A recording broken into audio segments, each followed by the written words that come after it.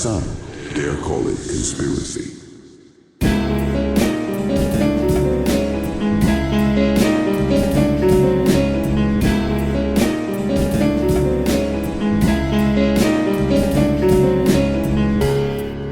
Welcome to Chemtrails on Trial, an 8-part series produced by Some Dare Call It Conspiracy.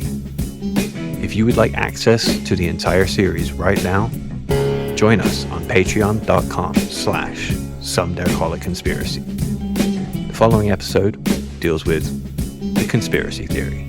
Now, episode 1.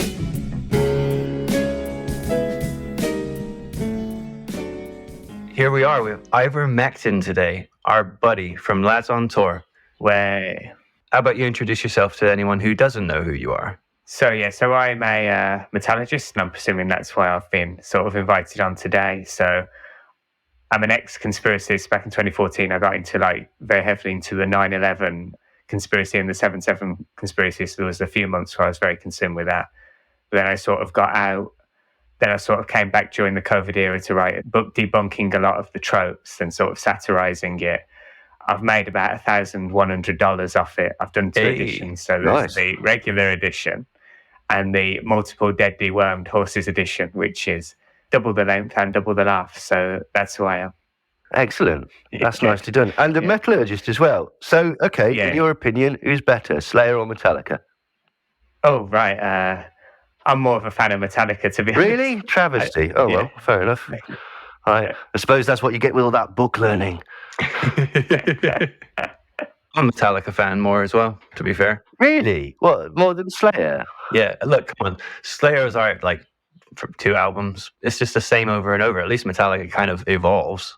Well, yeah, but it's not always a good evolution, is it? I mean, The evolution stops when I've realised what a dick James Hetfield was. Well, yeah, there is that as well. I do love that documentary, Some Kind of Monster. I will watch that over and over again just to see these preening idiots. I haven't seen it in years, actually. All I know is with Saint Anger, they replaced the drums with literal oil drums, which were empty. And then that was how they got that sound. To be honest, when that first came out, I was like, this is all right. And very, very shortly afterwards, I was like, it's not though, is it actually? No, it's shocking. I don't know why. I thought it was okay. But all the songs blur into one each other, and they're all so long. Yeah. And they're all, hey-ho. What, that's Metallica? Have you not heard And Justice for All? Yeah, but they were good. Obviously there's no bass on it, but yeah, they were actually quite good.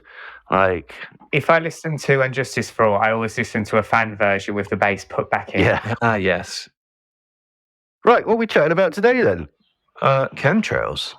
They are back, aren't they? With a vengeance. So, everybody seems to be. They really are. I saw David posting something just yesterday. Chemtrails aren't conspiracy theory; they're conspiracy fact. Yeah, various other people have just all of a sudden got very, very worried about chemtrails Since lockdown. Yeah, since everyone was locked down, and since everyone started kind of waking up, i.e., receiving it all on their Telegrams and their WhatsApps and Facebook and everything. Yeah. They're always talking about chemtrails. I think it must be because they were home. Well, yeah, it's because and it's because you don't get chemtrails in the winter because you complete cover anyway, basically. So there needs to be nice weather in order for chemtrails to be noticed, basically. And when did lockdown start? Yeah, quite. Was it March? Yeah, March. Yeah, and it was a particularly warm March as well, wasn't it? So it's sort of seems to be a thing as the COVID stuff is dying down now. They've got to send it somewhere else, haven't they? Yeah, this is true. But weirdly, we didn't actually decide to do chemtrails because of the huge amount of chemtrail talk. We were going to do it anyway, and then bizarrely, everyone started talking about chemtrails again. So maybe we were influenced by the same thing. Who knows? Maybe there's some sort of chemtrails mind control program to get people talking about chemtrails. Well, I guess we'll uncover it. Well, yeah. Let's hope. But chemtrails. So what's everyone's experience with chemtrails?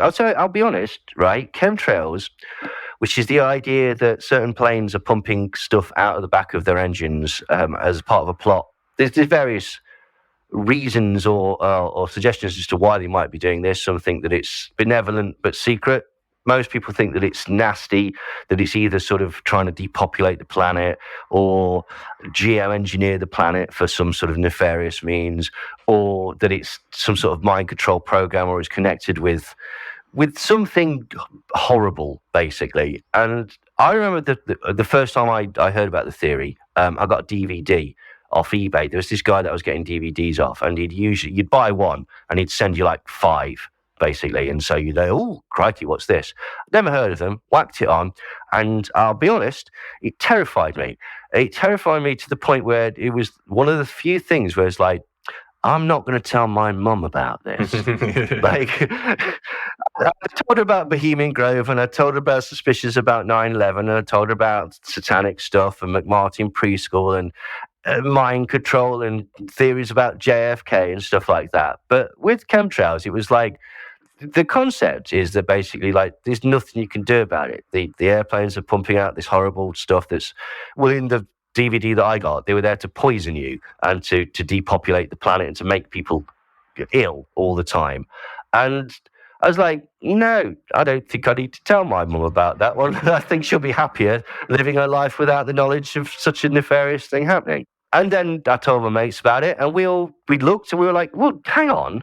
These things are staying in the atmosphere. And my friend of mine used to live in a sort of a high-rise flat. And we used to sort of like look out at the chemtrails and almost be able to see these trails sort of spreading and dissipating across the sky. And it looked, for all intents and purposes, like there was some sort of fibrous material in the smoke. Do you know what I mean? That it was sort of almost sort of coming apart and spreading across the sky. So for a long time, we were like, crikey, this is plausible. Or at the very least, we were saying, well, you know what they're describing in the video? I can see that. Yeah, absolutely. And then, they make some very, very bold claims. There's some very, very sort of like, scientists and people that aren't just sort of your man on the street or whatever. And they're making some very bold claims about metals in soil, metals that are in water and stuff like that. So initially, I was like, wow. Now, this was, years ago, like when I was about 20 or whatever. Like, crikey, this could actually be a thing. So I never really had much experience with chemtrails. It was sort of like one I sort of heard of, but never really got mad into or anything. So I came across it a little bit, but not something I went super into. I did encounter water fluoridation, but that was like during the later phase of it. I probably would have encountered it had I stayed in another month, another 2 months. Chemtrails was one of those things where it was just like, it was like a sort of truism. I don't think there's anybody that I can think of in the truth movement or any of the major figures or anybody really that's gone, no, I don't believe in chemtrails or chemtrails aren't a thing. Yeah, they're definitely something, right? Yeah. That's what everyone kind of says, because that's what I had. So I've had a strange relationship with the chemtrail stuff, like through the 15 years. Like I had different sort of understandings of it, like as time went on. So when I first come across it, it's kind of like, I'm pretty sure David Icke might have put me onto it in some of his lectures. Like, so then he's like, referencing Nick Begich and people like that. So I started to go look into that, and he's like talking about HAARP and everything. And I start to think that the chemtrails at that point are like a mind control thing because of the HAARP, because like they're pushing out the electromagnetic frequencies into that, and it's supposed to be like keeping us in this reality, like through mind control. Essentially, it was like something like that. So like the metal that's being pumped out of the planes or whatever acts as a sort of conductor or a grid or whatever. Yes. So HAARP's pumping out like the mind control programs or the whatever. And the way that it's able to get all across the globe is by using these chemtrails, which are essentially metal, in order to like a wire system, like a sort of across the planet. Yeah, that's kind of where I was at the beginning, and then it's sort of, I don't know why, but it just sort of evolves more into believing that it's part of the depopulation plan instead. So they're spraying poisons, and it wasn't that just like. See, I used to think there was like the depopulation plan was like multi-layered or multifaceted. There's different ways they were doing it. So through the food, through the water, through the air, through our furniture and stuff, all the stuff that has like really like toxic stuff in it. So you're getting it from all these different places. Like not one thing's going to kill you. It's going to be loads of it. Yeah. So I felt like the depopulation plan was a soft kill. Yeah. So chemtrails was part of this soft kill. People like say, oh, well, wouldn't the elites be exposed to it? Yeah. And my thought was, yeah, you could be exposed to the chemtrails, but as long as you're not doing the fluoride and you're not taking the antidepressants or the vaccines and all these other things, then you're not going to be that affected. Yeah. Like in the first Batman film. Yes. It's not just not just the aftershave. You've got to use the aftershave in conjunction with the deodorant and the shampoo. Maybe that's where I was coming from. I was such a big Batman fan as a kid. Wow. But the thing was as well, like if you're in that mindset, that does make it more plausible. Because the thing about a sort of depopulation agenda, it's like, well, wouldn't we notice this? And it's like, well, no, you see, because it's coming at you from all angles. It's not that everybody's all dying from one thing so that we can go, well, it's definitely this. That was the sort of the cunning and multifaceted nature of the plot of depopulation. Yeah, it's an agenda, isn't it? It's a plan. It rolls out. Yeah, it's like death by 1,000 cuts, basically. Some people the food will do for them. Some people the water will do for them. Some people the sort of introduced and encouraged sedentary lifestyle will do for them. Some the stuff in the sky. Some the chemicals in as you say, your furniture and clothing and stuff like that. And that was it, really. And then some would be, when they needed a mega boost or whatever, they'd start a war and or have some sort of sacrificial terrorist attack or something like that. Yeah, absolutely. Hello, initiates of the Some Dare Call It Conspiracy podcast. Dom Jolly here. How are you? Sorry to butt in, but I just wanted to let you know that I've written, a book that I'm very, very proud of called The Conspiracy Tourist, in which I travel around the world taking a look at the weird world of conspiracies, and I think you might like it. Not only that, but I'm touring the book and doing live shows all around England from the 28th of Feb to the end of March, and it would be smashing to see you there. I think you'd like it. If you are interested, go to my website, www.domjolly.tv. And now, on with the podcast. Thanks. And then it would move from that into, I started to think it was more about weather manipulation. So I thought it was kind of actually part of the climate change hoax. Yeah. Like that's where I was saying like the 2012 to 2018 sort of era. I started thinking it was more to do with that. Well, they were trying to cool the planet down or whatever, or to sort of... No, they were faking climate change with it. Yeah, okay. Yeah. They're not... So like, whereas geoengineering is seen as like a sort of cure for climate change, the sort of the double bluff is that actually they're causing climate change, or they're giving the impression of climate change, because then they can funnel all this money into green agenda, which is then going to get laundered for wherever else, basically. That's exactly where I was. So what do you think of the theory that Einstein invented the weather control device to help the Allies in the Cold War? It's a Red Alert 2 reference. Oh, right. I thought you were about the Philadelphia experiment thing.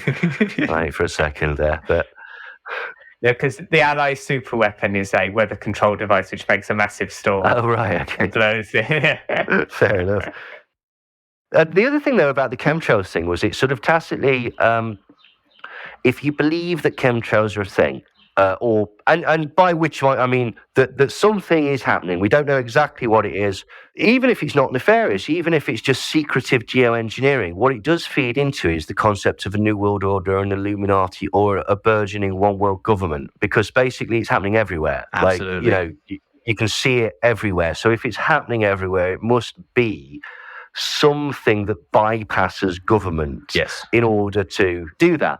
And so what it implies is that there is a degree or a level somewhere within the world strata where there's this hidden hand behind, where everybody knows the agenda, everybody gets on, and all these wars and political and geopolitical sort of battles or sort of disagreements are all for the tourists. They're basically just for show. And in many ways, I mean, it is a bit circular thinking, but in many ways, that's why I suppose a lot of people are into the concept of chemtrails, because I've heard Alex Jones talk about him, Freeman, David Icke, Max Egan, everybody, basically, literally anybody. Yeah, everybody you can mention has spoken about chemtrails at some point. And I think it is because it just gives the idea that there must be some sort of cooperation. Otherwise, how are they possibly appearing all over the planet? Yes, this is my point exactly. Like, a lot of people seem to think chemtrails, it's just a silly one. It's not like really a dangerous conspiracy or anything, But no, it is. It's a gateway, right? It is very much a gateway to the grand conspiracy. Yes. Because it can't be happening just like, innocently. Obviously, it's going on around the entire world. Because obviously this isn't just one airline which is doing it, one engine manufacturer like Rolls-Royce or Pratt & Whitney which is doing it. It's got to be higher than that. Yeah, it's not even one country, is it? It's not one military. It doesn't even fall into one sector. Like, it's not a NATO thing because you can see them in Russia. Right, it's not a Western thing because you can see them in Japan. Do you know what I mean? They're everywhere. People that basically have got absolutely no seeming connection. Although I'm sure I've heard, and there's no evidence about this, but isn't there a meme floating around that there's no chemtrails in North Korea or something like that? I'm sure I've seen that. Probably. I mean, do they have airlines in North Korea? Well, that may be the reason for it. Like, to be quite honest, there's no chemtrails on the London Underground. You never know. Now, I think as well with chemtrails, why it sort of maybe sparks people up is because I was going for a walk the other day and the sky was like 100% blue, 360 degrees. It looked very, very pretty. Yeah. Like if there was a line across it, you'd think, that's unnatural. Yes, very much so. That wrecks the aesthetic. Like, I can get why people don't like the look of it, and that can then send them in a different direction. We've all seen it. We've all got up and it's a pretty nice day, and you're like, I reckon it's going to be pretty cool today. And then by lunchtime, it's cloud cover, basically. And all that you've seen is a few planes going over and stuff like that. And it certainly seems to contribute to the cloud cover. Like, that's not a thing, if that makes sense. Right, okay, we've all observed that. Well, there's certainly a thing. This is the point. The visual evidence of chemtrails is happening, basically, and it's a worldwide thing. Essentially, they are contrails that don't dissipate. They linger and they spread, and eventually they either make crisscross patterns across the sky, and this eventually leads to cloud cover. And these are observed things. You can show time-lapse videos of this happening. You can show photographs of this happening. This is definitely a thing that is happening. Whether there's a more plausible or rational explanation for it rather than chemtrails, we don't know. The major film that was made about it is What in the World Are They Spraying?, which a lot of people will probably, if they've not seen it, they've probably heard of it, or at least heard of some of the evidence through sort of other people. And essentially, what they talk about is that they've found physical evidence on the ground that also feeds into this theory. So it isn't just as straightforward as looking at the sky, although that is where the theory started. It's the gateway, isn't it? The gateway is just the looking at the sky part, and then you start going into the full conspiracy. Yeah, quite. But as we say, like the visual aspect of it, that is definitely a phenomenon that is happening. So whether there is a rational explanation for this or not, we'll find out. But you can see why people would go, hang on. And again, this also feeds into the distrust of institutions, distrust of government as well, because you're in a bit of a catch-22 with this, right? Because if, say, any government official or scientist or anybody comes out and says, yeah, we're not chemtrailing you. Of course, the government isn't trying to murder you, like through soft kill, slow kill, or silent kill weaponry. That would be ridiculous. And the response to that would be, yeah, but you're not going to tell us that, are you? Like, it's not like Dr. Crippen was going around giving clues like that might kill you. Go on, drink your tea. Like, you get caught if you do things like that. So So this is the point. The problem is, again, with it, it's slightly circular, whereas you've noticed something that's odd, and it's definitely a thing. There's people who are giving an explanation for this, and the people who are doubting or sort of countering that explanation are people that we don't trust. And again, if you believe the theory, give any credence to the theory, you would go, well, of course they can't possibly admit it. So what you need to do is you need to look at the evidence as presented and see if it holds water, basically. See if it stands up to scrutiny, and see what the actual theory is. So what is this theory?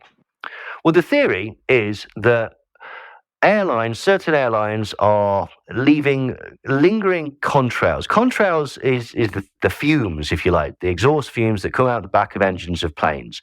And this has always been a thing.